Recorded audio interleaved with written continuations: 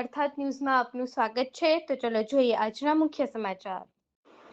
Jamnagar photographer association દ્વારા સૌરાષ્ટ્રના photography માટે વેડિંગ અને પોર્ટ્રેટ ફોટોગ્રાફી વર્કશોપ યોજવામાં આવ્યો હતો, જેમાં બહોળી સંખ્યામાં ફોટોગ્રાફરો ભાગ લીધો હતો। આજે ફોટોગ્રાફી પણ એક કળાનો વિષય છે, ત્યારે આધુનિક ટેકનોલોજી સરકારી શ્રેષ્ઠ કામગીરી કરવા માટે ફોટોગ્રાફર તત્પર હોય છે। ત્યારે જામનગર ફોટોગ્રાફર એસોસિએશન દ્વારા CGVCLના સરકારી જામનગર, રાજકોટ, મોરબી, દ્વારકા ફોટોગ્રાફી માટે વેડિંગ અને પોર્ટ્રેટ લાઇટિંગ વિષય પર વર્કશોપ યોજવામાં આવ્યો હતો, જેમાં સુરતના ધ્રુમિલ જૈન દ્વારા માર્ગદર્શન આપવામાં આવ્યું હતું।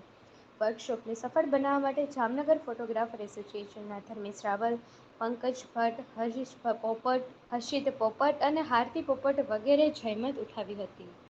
अब अगर मैं एक इमेज कैप्चर करता हूँ इसको जीरो पर, तो आपको यहाँ पर एक काम ये करना रहेगा।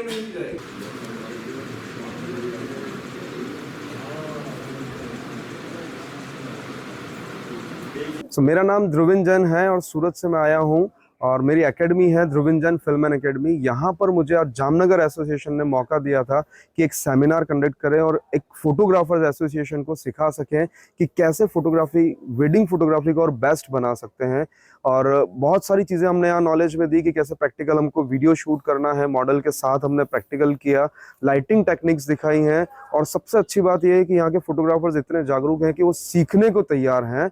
और 100 से 125 की यहाँ गैदरिंग थी। पूरे हॉल के अंदर हमने बैठकर प्रैक्टिकली, थियोरिटिकल और कैसे वेडिंग इंडस्ट्री को और आगे बढ़ा सकते हैं, ये सारी चीज़ें हमने यहाँ पर आज नॉलेज शेयर किया है। और सबसे मज़ा आया, सबसे अच्छी बात यह है कि मज़ा बहुत आया, क्योंकि जब सीखने के लिए लोग तैयार होते हैं तो सिखाने में और भी मज़ा आता है।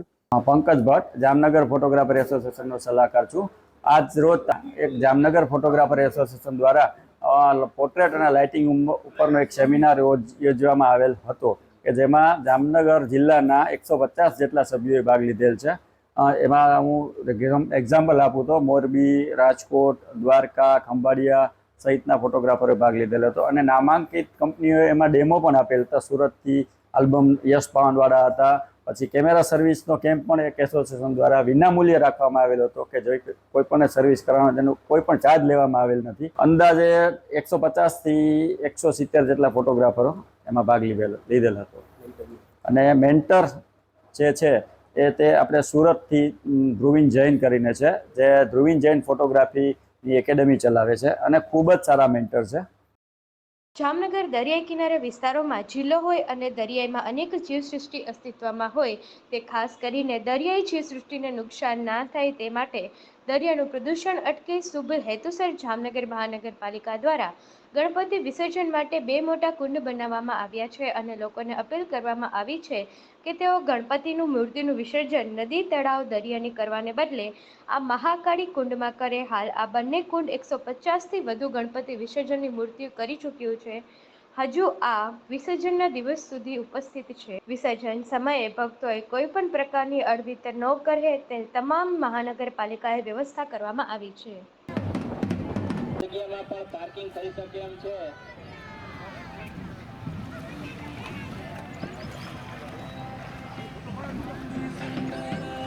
મારું નામ હિરેન સોલંકી છે। હું જામનગર મહાનગરપાલિકામાં પ્રોજેક્ટ પ્લાનિંગ શાખામાં વર્ક આસિસ્ટન્ટ તરીકે ફરજ બજાવું છું। છેલ્લા 5 વર્ષથી જામનગર મહાનગરપાલિકા દ્વારા આ ગણપતિ વિસર્જન માટે કૃત્રિમ કુંડનું આયોજન કરવામાં આવે છે।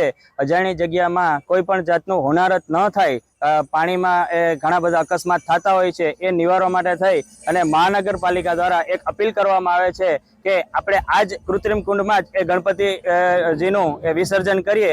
જામનગર મહાનગરપાલિકા દ્વારા આ વર્ષે 2 જગ્યાએ કુંડ બનાવવામાં આવેલ છે।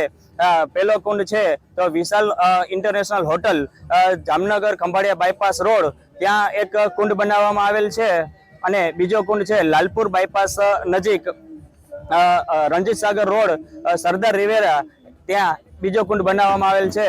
દરેકને અપીલ છે કે આજ આપણે કુંડમાં ગણપતિજીનું વિસર્જન કરીએ અને કોઈ પણ જાનહાનિ ન થાય તેની તકેદારી રાખીએ। મારું નામ રીન માધવા, જામનગરનો રહેવાસી છું। જેમ આપણે ધૂમધામથી ગણપતિ ઘરે લઈ આવી છીએ, એમાં ધૂમધામથી વિસર્જન ટાઈમે કોઈ જાનહાનિ ન થાય તેના માટે કોર્પોરેશને ખૂબ જ સારી વ્યવસ્થા ગોઠવેલી છે।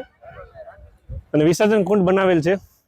તેમ બધાય જામનગર વાસીઓને નમ્ર વિનંતી કે વિસર્જન કુંડમાં બધાની મૂર્તિ પોતપોતાની મૂર્તિ વિસર્જન કરે, જેનાથી આપણા તળાવ અને પ્રદૂષણને કાંઈ નુકસાન ન થાય. જામનગરમાં બ્રહ્મ સોશિયલ ગ્રુપ દ્વારા ઓપન સૌરાષ્ટ્ર મોદક એટલે કે લાડુ ખાવાની સ્પર્ધાનું આયોજન કરવામાં આવ્યું હતું, જેમાં સમગ્ર સૌરાષ્ટ્રમાંથી 49 સ્પર્ધકોએ ભાગ લીધો હતો. માં મહિલા તેમજ બાળકો પણ ઉપસ્થિત રહ્યા હતા. જામનગરમાં સતત 16મા વર્ષે જામનગર બ્રહ્મ સોશિયલ ગ્રુપ દ્વારા ગણેશ ચતુર્થીના દિવસે મોદક ખાવાની સ્પર્ધા યોજવામાં આવી હતી. ખાસ કરીને ભગવાન ગણપતિના પ્રિય મોદક હોય આજે ગણેશ ચતુર્થીના દિવસે સ્પર્ધા યોજવામાં આવી હતી. સ્પર્ધામાં કુલ 49 સ્પર્ધકો પૈકી 11 લાડુ સાથે પુરુષ વિભાગના વિજેતા થયા. સ્પર્ધકોમાં કુલ 49 સ્પર્ધકો પૈકી 11 લાડુ સાથે પુરુષ વિભાગમાં વિજેતા થયા હતા, જ્યારે 9 લાડુ સાથે એક મહિલા વિભાગના સ્પર્ધક વિજેતા થયા હતા. સમગ્ર સ્પર્ધામાં સફળ બનાવનાર બ્રહ્મ સમાજના આગેવાનો હોદ્દેદારો ઉઠાવી હતી.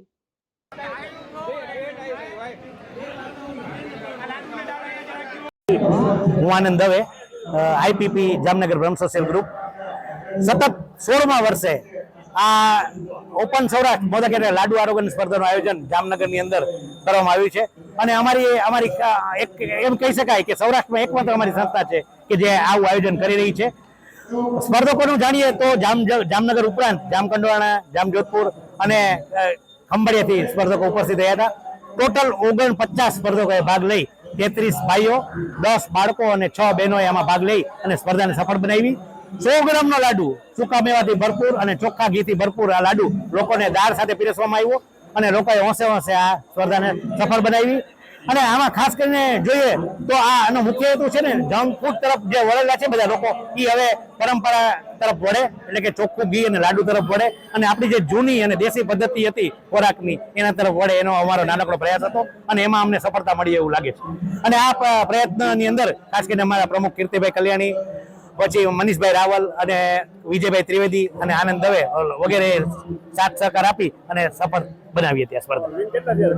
હા, વિનરમાં આપણે જોઈએ તો ખાસ કરીને બહેનોમાં જોઈએ તો પદ્મિનીબેન ગજેરા સતત 4થા વર્ષે 9 લાડુ ખાઈને પહેલો નંબર આવ્યા. બાળકોમાં જોઈએ તો આરુષ ઠાકર જેને 5 લાડુ ખાઈ અને પહેલો નંબર આવ્યા, અને સૌજીભાઈ મકવાણા જેમણે 12 લાડુ ખાઈ અને ભાઈઓમાં પહેલો નંબર આવી અને આ સ્પર્ધાને સફળ બનાવી હતી. મારું નામ નાનજીભાઈ અમીરભાઈ મકવાણા, ગામ રામપર. મેં આ લાડવા મોદક સ્પર્ધામાં ભાગ લીધેલ અને 11 લાડવા ખાધેલ અને ટ્રાય થયેલ 12મા લાડવાની. 1 મિનિટનો ટાઈમ આપેલીમાં મેં 40 સેકન્ડમાં 12મો લાડવો ખાધેલ છે અને વિજય પેલો નંબર આવેલ છે. હા, હું 3 વર્ષથી ભાગ લઉં છું. એમાં મને પહેલી દાણ 3જો નંબર આવેલો અને બીજી દાણ મને 2જો નંબર આવેલો અને આખરે પેલો નંબર આવેલો. તો આ હતા આજના મુખ્ય સમાચાર. અમારી અર્થાત ન્યૂઝ ચેનલને YouTube, Facebook અને Instagram પર લાઈક કરો, શેર કરો, સબસ્ક્રાઇબ કરો.